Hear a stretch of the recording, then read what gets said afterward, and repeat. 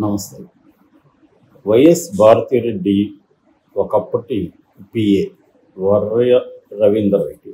ఈ వర్ర రవీందర్ రెడ్డిని ఈరోజు అరెస్ట్ చేసినట్టు తెలుస్తుంది. అతను కడప నుంచి కర్నూలుకి వెళ్తుంటే మార్గ మధ్యంలో పోలీసులు పట్టుకొని అతన్ని కోర్టుకు పెట్టినట్టుగా తెలుస్తుంది. ఈ మధ్యనే అనిత హోమ్ మినిస్టర్గా ఛార్జ్ తీసుకున్న తర్వాత నిన్ను వదలరా నా కొడక అని ఓపెన్గానే వర్ర రవీందర్ రెడ్డికి ఒక వార్నింగ్ ఇచ్చినట్టుగా తెలుస్తుంది. మనం చెప్పుకున్నాం కూడా, హోమ్ మినిస్టరు డైరెక్ట్గా ఇట్లా వార్నింగ్లు ఇవ్వడం, దాని తర్వాత జనాన్ని రాత్రి 8 తర్వాత గుమ్మికూడి ఉంటే గుమ్మేయండి అన్నట్టుగా మాట్లాడటం, అట్లాగే అనేక మంది మంత్రులు కూడా ఓపెన్గా ఉద్యోగులను బెదిరించడం, ఇవన్నీ కూడా ఒకప్పుడు జగన్ ప్రభుత్వాన్ని, అరాచక ప్రభుత్వాన్ని వర్ణించిన వాళ్లే సేమ్ అంతకంటే ఎక్కువ అదే పద్ధతిలో చేస్తున్నారని మనం మాట్లాడుకున్నాం. ఇప్పుడు ఆ వర్ర రవీందర్ రెడ్డిని అరెస్ట్ చేశారు.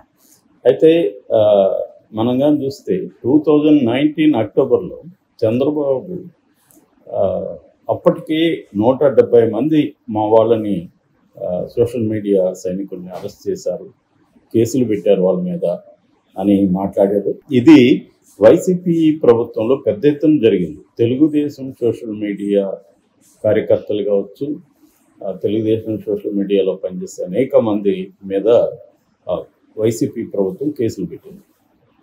ఒక దశలో చాలా తీవ్రంగా వేధించింది కూడా.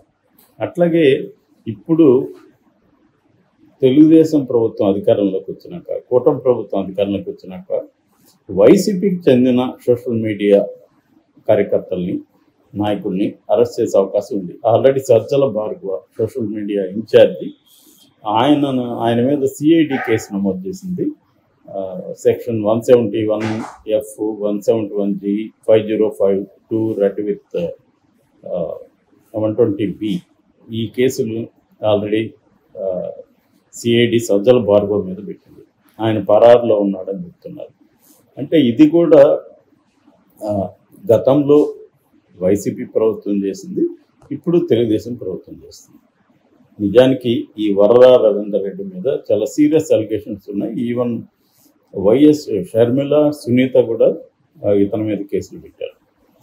ఇతని మీద పోలీస్ కంప్లైంట్ ఇచ్చారు. సైబర్ క్రైమ్ పోలీస్ స్టేషన్ ఇక్కడ హైదరాబాద్లో కూడా ఇచ్చారు. అంటే ఇటు బోత్ సైడ్స్ ఈ ట్రెండ్ కనబడుతుంది. ముఖ్యంగా స్త్రీల మీద వ్యక్తిగతంగా దాడులు, వాళ్ళని అసభ్యంగా ఫోటోలు క్రియేట్ చేసి వాళ్ళకి వేరే వాళ్ళ తఫైలు పెడుతూ పోస్టులు పెట్టడం. ఇది గతంలో తెలుగుదేశానికి సంబంధించిన భువనేశ్వరి గారి మీద కావచ్చు, బ్రాహ్మణి మీద కావచ్చు, ఇటు పవన్ మీద కావచ్చు, ఇంకా లోకేష్ని పప్పు అని పిలవడం కావచ్చు, ఇవన్నీ చేశారు. దానికి ప్రతీకారంగా ఇటు భారతిరెడ్డి మీద, తర్వాత జగన్ని సైకో అంటూ, ఇంకా జగన్ మీద రకరకాలుగా, అట్లాగే రోజా మీద, ఇలా వైసీపీలో ఉండే స్త్రీల మీద కూడా తెలుగుదేశం సోషల్ మీడియా కూడా అదే పద్ధతిలో రెచ్చుకోవడం మనకి చూస్తుంది. అంటే ఓపెన్గా ఒకప్పుడు వైసీపీ మీద తెలుగుదేశం ప్రభుత్వం చేస్తే, ఆ తర్వాత వైసీపీ వాళ్ళు తెలుగుదేశం ప్రభుత్వం మీద, తెలుగుదేశం నాయకుల మీద చేయడం అనేది కనబడుతుంది. సో సేమ్ పద్ధతిలో వీళ్ళిద్దరి మధ్య ఎటువంటి తేడా లేదు. ఇద్దరికి సోషల్ మీడియాలో పెట్టుకున్నారు, ఇద్దరు వ్యక్తిగతంగా చేయడం అనేది చేస్తున్నారు. సో ఈ పద్ధతులు చేయడంతో ఒకరి మీద ఒకరు కేసులు కూడా పెట్టుకుంటున్నారు. ఇప్పుడు ఈమె అనిత వచ్చిన తర్వాత అనితను కూడా ఈ వర్ర రవీందర్ రెడ్డి గతంలో చాలా హీనంగా ఆమెను డిఫేమ్ చేస్తూ కేసులు, ఆమెను పోస్టులు పెట్టడం, ఇవన్నీ కనిపిస్తుంది. సో సేమ్ పద్ధతిలో ఇప్పుడు వర్ర రవీందర్ రెడ్డి మీద కూడా వాళ్ళు కేసులు పెట్టి అరెస్ట్ చేశారు. గతంలో కూడా 2004 నుంచి 19 తీసుకున్నప్పుడు కూడా వైసీపీ మీద కేసులు పెట్టారు.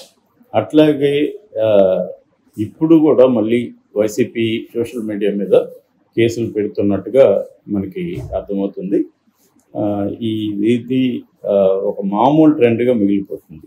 అంటే ఒక ప్రభుత్వం ఉన్నప్పుడు ఒక దాన్ని అరెస్ట్ చేసి ఒకరి మీద కేసులు పెట్టడం, ఆ ప్రభుత్వం మారిన తర్వాత తెలుగుదేశం ఉంటే వైసీపీ వాళ్ళ మీద కేసులు పెట్టడం, వైసీపీ వాళ్ళు ఉంటే తెలుగుదేశం వాళ్ళ మీద కేసులు పెట్టడం, ఇది ఒక కామన్ ఫినామినాగా మారిపోయింది. అంటే ఒక ఫ్రీడమ్ ఆఫ్ ద ఎక్స్ప్రెషన్ అనే దానికి యాక్చువల్గా చాలా లిమిటేషన్స్ ఉంటాయి. మనకి గతంలో చూస్తే జ్యుడిషియరీ మీద కూడా ఇటు తెలుగుదేశం వాళ్ళు సీరియస్గా కామెంట్లు చేసిన సందర్భాలు ఉన్నాయి. అప్పుడు మనం చూసాం వివేకానంద రెడ్డి హత్య కేసుకు సంబంధించి తెలుగుదేశానికి సంబంధించిన మెయిన్ స్ట్రీమ్ మీడియానే సాక్షాత్తు హైకోర్టు జడ్జి మీదనే డైరెక్ట్గానే వాళ్ళు కామెంట్స్ చేయడం, ఆయన డబ్బులకు అమ్ముడు పోయి బెయిల్ ఇచ్చాడు అవినాష్ రెడ్డికి అన్న పద్ధతిలో మాట్లాడడం, దానికి జడ్జి గారే చాలా బాధపడుతూ ఆయన చీఫ్ జస్టిస్కి ఒక లెటర్ రాయడం కూడా మనం చూసాం. అంటే నన్ను ఈ రకంగా ప్రెజర్ చేస్తున్నారు, నా మీద ఒత్తిడి తెస్తున్నారు, ఈ ఒత్తిడికి నేను తలగ్గకూడదు, నేను ప్రమాణం చేసి ఈ జడ్జి పోస్ట్కి వచ్చాను అని ఆయన సీరియస్గా మాట్లాడింది కూడా చూసాం. అంటే జ్యుడిషియరీని కూడా మీడియా వదిలిపెట్టట్లేదు. అంతకుముందు తెలుగుదేశం ప్రభుత్వంలో ఉన్నప్పుడు కూడా వైసీపీ వాళ్ళు కూడా ఇలాగ మాట్లాడారు. అట్లాగే వైసీపీ అధికారంలోకి వచ్చిన తర్వాత చంద్రబాబు కోర్టుల ద్వారా ఈ వైసీపీ ప్రభుత్వాన్ని పనిచేయనీయకుండా చూశాడు. ఒక 2 ఏళ్ల పాటు ఎటువంటి విధాన నిర్ణయాలు కానీ, చివరికి ఒక బిల్డింగ్ కట్టాలన్నా కూడా కోర్టు ఆపేసింది. ఈ స్థాయిలో ఉన్నప్పుడు ఆ జడ్జిల గురించి కూడా వైసీపీ వాళ్ళు కూడా ఇలాగే మాట్లాడారు. అంటే మనం మామూలుగా న్యాయ వ్యవస్థకి అట్మోస్ట్ ఇంపార్టెన్స్ ఇస్తాం, కానీ న్యాయ వ్యవస్థ కూడా ఈ రాజకీయాల్లో బలైనట్టుగా మనకు కనబడుతుంది. సో మొన్న వైసీపీ అధికారంలో ఉన్నప్పుడు తెలుగుదేశం వాళ్ళు కూడా ఇలాగే జడ్జెస్ మీద మాట్లాడినప్పుడు కొంతమంది అడ్వకేట్స్, ఈవెన్ మన రాష్ట్రపతి ద్రౌపది ముర్ము కూడా కంప్లైంట్ ఇచ్చారు. ఆమె సీరియస్గా దాన్ని తీసుకొని కేసులు పెట్టమన్నప్పుడు సిఐడి వాళ్ళు ఒక 34 మంది పైనగా కేసులు పెట్టింది. ఆ జడ్జెస్ కూడా లిస్ట్ ఇచ్చి వీళ్ళని కేసులు పెట్టండి అని చెప్పారు. చివరికి వైసీపీ వాళ్ళలో కొంతమంది అమెరికాలో ఉంటే వాళ్ళని పట్టుకురండి అనేది కూడా హైకోర్టు తీవ్ర ఆగ్రహాన్ని కూడా పోలీస్ డిపార్ట్మెంట్ మీద ఎక్స్ప్రెస్ చేసింది. సో ఇవన్నీ సోషల్ మీడియా వచ్చిన తర్వాత ఒక ప్రణాళిక ప్రకారం ప్రత్యర్థులని అటాక్ చేయడం అనేది ఒక రకంగా ప్రశాంత్ కిషోర్ లాంటి పొలిటికల్ కన్సల్టెంట్స్ ఎంటర్ అయిన తర్వాత జరిగింది. అంటే ప్రత్యర్థుల లెజిటిమసీని, లేకపోతే వాళ్ళ వ్యక్తిత్వ హననాన్ని, వ్యక్తిగత గోప్యతకు భంగం కలిగించే విధంగా వాళ్ళ ఇంట్లో చివరికి రాజకీయాలకు సంబంధం లేని స్త్రీలను కూడా ఈ రాజకీయాలకు లాగి వాళ్ళకి వాళ్ళ లైంగికత్వం మీద దాడి చేసి వాళ్ళకి సంబంధాలు అవి అంటగట్టి దాన్ని ఒక మర్చి అంటారు. అంటే కింద ఆయిల్ కింద మడ్ ఉంటుంది కదా, దాన్ని ఆ మర్కిని పైకి లేవదీయడం అనమాట. సో అటువంటి ఒక మర్కీ పాలిటిక్స్ని ఆంధ్రప్రదేశ్లో 2 పార్టీలు కూడా, ఇక్కడ ఎవరు శుద్ధపోసలేదు. వైసీపీ వాళ్ళు అలాగే చేశారు. ఇప్పుడు అనిత నిన్ను వదలరా నా కొడుకు అంటుంది. రేపొద్దున వైసీపీ అధికారంలోకి వస్తే కూడా ఇదే డైలాగ్ మనం వినొచ్చు. ఇద్దరు కూడా ఆర్గనైజ్డ్గా చేస్తారు. అదే చంద్రబాబు అప్పుడు వైసీపీ ప్రభుత్వం మీద విరుచుపడి మా వాళ్ళకి హక్కులు లేవా, ఇటువంటి దొంగ కేసులు పెడతారా అని పోలీసుల మీద విరుచుపడ్డాడు. ఇప్పుడు అదే చంద్రబాబు అధికారంలోకి వచ్చినాక సేమ్ చేస్తున్నాడు. ఇప్పుడు జగన్ ట్వీట్లు చేసుకుంటున్నాడు. జగన్ ప్రజల్లోకి వెళ్తాను, నేను మా వాళ్ళ మీద కేసులు పెడతాను అంటున్నాడు. సో ఈ రివెంజ్ పాలిటిక్స్లో భాగంగా ఇవన్నీ జరుగుతున్నాయి. ఇద్దరు కూడా దీనికి కారణం. ఇటువంటి సంస్కృతిని ఆంధ్రప్రదేశ్లో తేవడానికి తెలుగుదేశం ఎంత కారణమో వైసీపీ ఎంత కారణం, వైసీపీ ఎంత కారణమో తెలుగుదేశం కూడా ఎంత కారణం. కానీ ఎవరికి వారు మేము కరెక్ట్, మీరే ఇటువంటి కల్చర్ని ప్రవేశపెడతారని చెప్తున్నారు.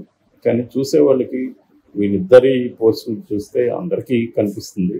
ఇప్పుడు ఎందుకంటే ఏఐ టెక్నాలజీ వచ్చింది, వీడియోలను కూడా మ్యానిపులేట్ చేయొచ్చు.